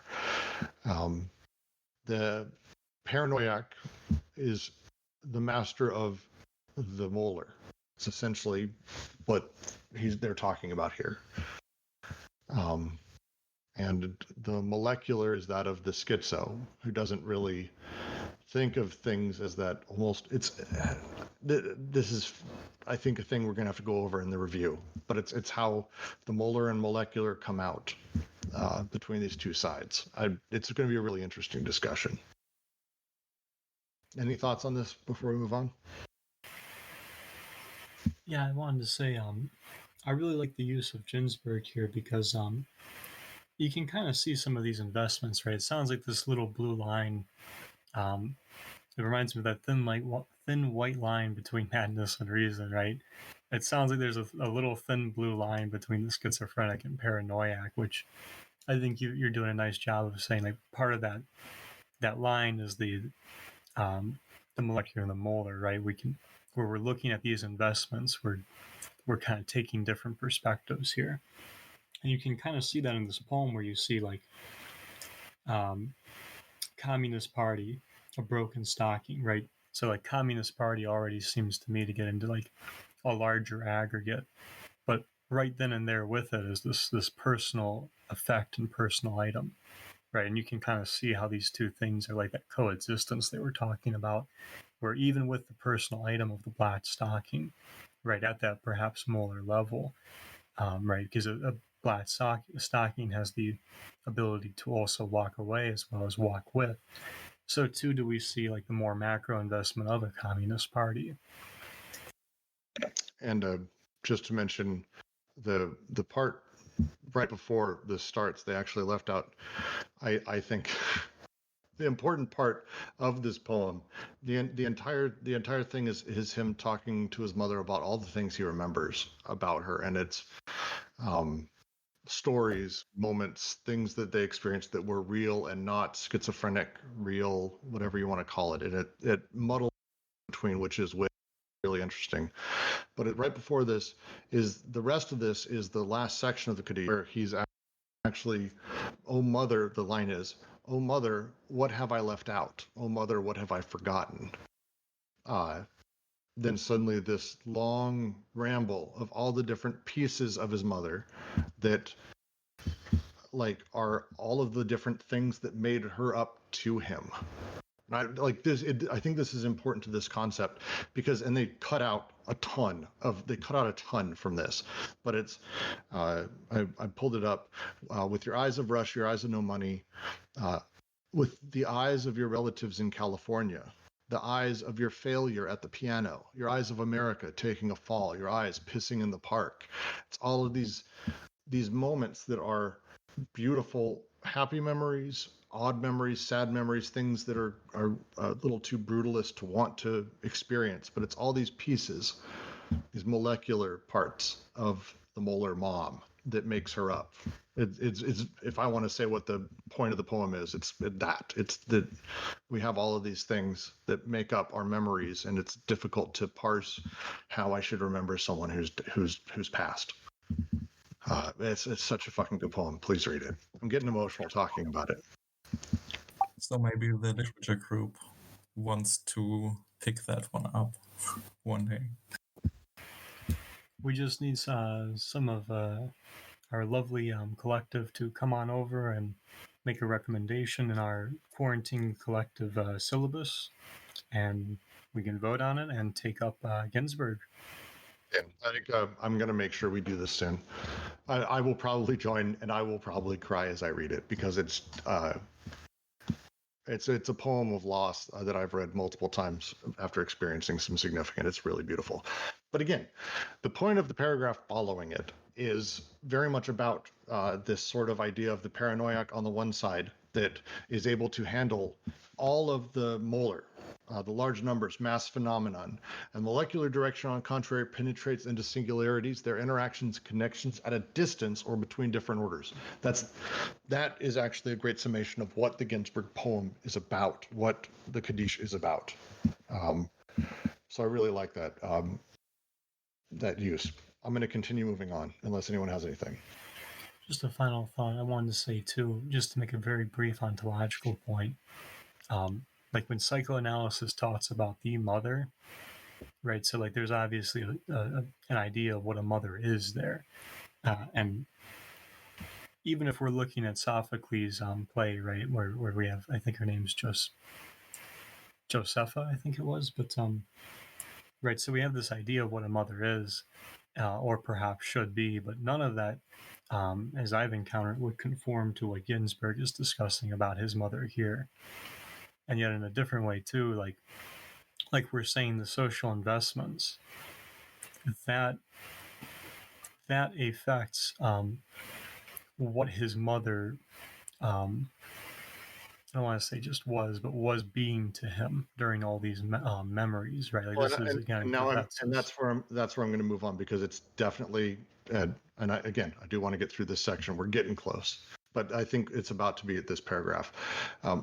Doubtless, it would be a mistake to contrast these two dimensions in terms of the collective and the individual. On the one hand, the micro-unconscious presents no fewer arrangements, connections, and interactions, although these arrangements are of an original type. On the other hand, the form of individualized persons does not belong to it, since it knows only partial objects and flows, but belongs instead to the laws of statistical distribution of the molar unconscious or of the macro-unconscious. Freud was Darwinian, neo-Darwinian, when he said that in the unconscious everything was a problem of population. Likewise, in the contemplation of multiplicities, he saw a sign of psychosis. It is therefore more a matter of the difference between two kinds of collections or populations, in the large aggregates and the micro-multiplicities. In both cases, the investment collective is an investment of a collective field, even a lone particle has an associated as a flow that defines the coexisting space of its presences. Every investment is collective, every fantasy is a group fantasy, and in this sense a position of reality. But the two kinds of investment are radically different, according as the one bears upon the molar structures that subordinate the molecules, and the other, on the contrary, bears upon the molecular multiplicities that subordinate stretched crowd phenomenon. One is subjugated group investment, as much in its sovereign form as in its colonial formations of the gregarious aggregate, which socially and physically represses the desire persons. The others, a subject group investment in the transverse multiplicities that convey desire as a molecular phenomenon, that is, as partial flows in objects as opposed to aggregate persons. So this is, again, just to say, their point is very clear. We are not talking about collective versus individual. That is old hat. Let's throw that out. What we're talking about instead is something new. And that new is something that is very, very different from the perception of versus collective, but instead treats the individual as almost a multiplicity. And we need to think about it as almost a subjugated group investment. At the same time, on the other hand, we're dealing with people who are the subject group investment in the transverse multiplicity is a convey desire as a phenomenon. Wow, this is a lot to get through. Fuck. Someone jump in?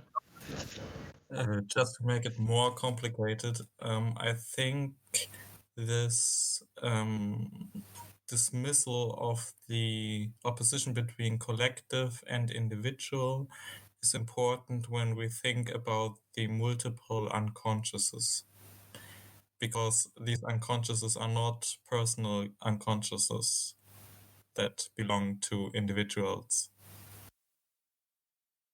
They're also not, just to say, they're also not necessarily a singular collective unconscious like Jung. This is something more complex than that, isn't it? Well, I think the point is that it's the Simondon model of the pre-individual and the trans-individual. So that's why it's not collective and individual, because we're talking about the pre-individual and the trans-individual. Yes, and that's but that's interesting because how do we talk about multiple unconsciouses if we do not have a strict inside-outside distinction? Well, see, the problem with this whole thing with Simondon is that, you know, pre-individual and trans-individuals kind of assumes the individual is there. And it seems like what they want to do is they want to try to move to a position prior to the individual arising. And we don't have any words for that. I don't want to get too deep into diving into Simondon because I've been fortunate that we've been doing a lot of that reading. I would like to put a pin in this because this is, I think, where we could spend an extraordinary amount of time. And I think we have another paragraph that starts to explain how this works from a at least individual relationist perspective. I think the next half, and then we'll actually cover that as we finish this chapter out. So unless anyone has an objection, I'd love to put a pin in it. Yeah, I'd be cool with putting a pin in it. Perhaps Hermes Incoming, you could join us for the review tomorrow. I think we would benefit from having your voice in this discussion and looking a little bit more closely at some of this, because I think it's Kent as well is Jungian.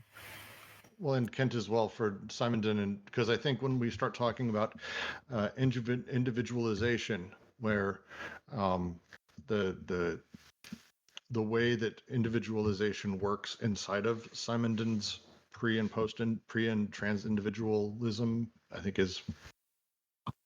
Yes. So I'm going to continue reading, though. It's true that social investments are made just itself as a full, and that the respective poles necessarily relate to the character or the socius, earth, despot, or capital money. For each social machine, the two poles, paranoiac and schizophrenic, are distributed in varying ways. Whereas the paranoiac and the schizophrenic, properly speaking, do not operate on the socius, but on the body without organs in a pure state. It might then be said paranoiac, in a clinical sense of the term, makes us spectators to the imaginary birth of the mass phenomenon, and does so at a level that is still microscopic. The body without organs is like the cosmic egg. Molecules swarming with worms, bacilli, Lilliputian figures, animalcules, and homunculi, with their organization and their machines, minute strings, ropes, teeth, fingernails, levers and pulleys, catapults. Thus in Schraber, the millions of zoids in the sunbeams, or the souls that lead a resistance as the little men on Artaud says, this world of microbes, which is nothing than coagulated nothing. The two sides of the body without organs are, therefore, the side on which the mass phenomenon and the paranoiac investment corresponding to it are organized on a microscopic scale, and on the other side on which, on the submicroscopic scale, the molecular phenomenon and their schizophrenic investment are arranged. It is on the body without organs, as a pivot, as a frontier between molar and molecular, that the paranoia schizophrenia division is made. Are we to believe, then, that social investments are secondary projections, as if large two-headed schizonoiac father of the primitive horde were at the base of the socius in general? We have seen that this is not at all the case. The socius is not a projection of the body without organs. Rather, the body without organs is the limit of the socius, its tangent of deterritorialization, the ultimate residue of a deterritorialized socius. The socius, the body of the despot, capital money, are clothed full bodies, just as the body without organs is a naked full body. But the latter exists at the limit, at the end, not at the origin. And doubtless the body without organs haunts all forms of socius. But in this very sense, if social investments can be said to be paranoiac or schizophrenic, it is to the extent that paranoia and schizophrenia as ultimate under the determinate conditions of capitalism. I'm going to read the last paragraph, and then we'll discuss the imagery, because the imagery, I think, talks through this, and we can have a few minutes to discuss all of this, because this basically rounds out the rest of the point. From the standpoint of a universal clinical theory, paranoia and schizophrenia can be presented as the two extreme oscillations of a pendulum oscillating around the position of a socius as a full body and at the limit of a body without organs, one whose sides is occupied by the molar aggregates and the other populated by molecular elements. One can also present this as a single line along which the different forms of socius, their planes, and their large aggregates are arranged. On each of these planes, there is a paranoiac dimension, another that is perverse, a kind of familial position, and a dotted line of escape or schizoid breakthrough. The major line ends at the body without organs, and there it either passes through the wall, opening onto the molecular elements where it becomes actual fact what it was from the start, the schizophrenic process, the pure schizophrenic process of deterritorialization. Or it strikes the wall, rebounds off it, and falls back into the most miserably arranged territorialities of the world, as simulacra of the preceding planes, getting caught up in the asylum aggregate of paranoia and schizophrenia as clinical entities, in the artificial aggregates or societies established by perversion, and the familial aggregate of Oedipal neuroses. So I think this line that they keep talking about is the line that goes down the middle of the first, the upper diagram. Okay, and here we're talking about how, I think this is what they were telling the previous paragraph, or the penultimate paragraph, where they were talking about how, like, was it the socius or the full body without organs is like this sort of connecting thing between the paranoiac and the schizophrenic, or rather it is the connection. So what do you guys make of this sentence? The major line ends at the body without organs, and I believe this is what Kent was talking about. And there it either passes through the wall, opening onto molecular elements where it becomes an actual fact what it was from the start, the schizophrenic process, the pure schizophrenic process of deterritorialization, or it strikes the wall, rebounds off it, and falls back into the most miserably arranged territorialities of the modern world as simulacra of the preceding planes, getting caught up in the asylum aggregate of paranoia and schizophrenia as clinical entities, in the artificial aggregates or societies established by perversion, in the familial aggregate of Oedipal neuroses. So how I take this is take things that any person desires to happen. I think of a thing, I want to do a thing, whatever it is. This thing flies at the wall that is the full body without organs. It has a chance to bust through. If it does, that's wonderful. We've deterritorialized a thing. And then at some point, obviously, it's going to be reterritorialized in that same moment by capital. But hey, we've done this. We've broken through, found new ground. And it gets folded back under. And this process continues over time. The way that it has worked over time is originally when things hit the full body without organs and they bounced back when they weren't able to break through, they became ultimately in the body of the earth the socius of the earth, they became perversions. Under the despotic body, they arrange themselves as paranoiac psychoses. And under capital, we tend to have an Oedipal neuroses as of family entities through our familial system, since that's how we deal with the sort of larger scale social fabric of society, social field. Is that similar to what people are talking about? Is that a summation? Tomorrow, because I think unless anyone has any last things to say, Kent, Lou, anyone, Jack, I think we're going to go ahead and save the rest for the review.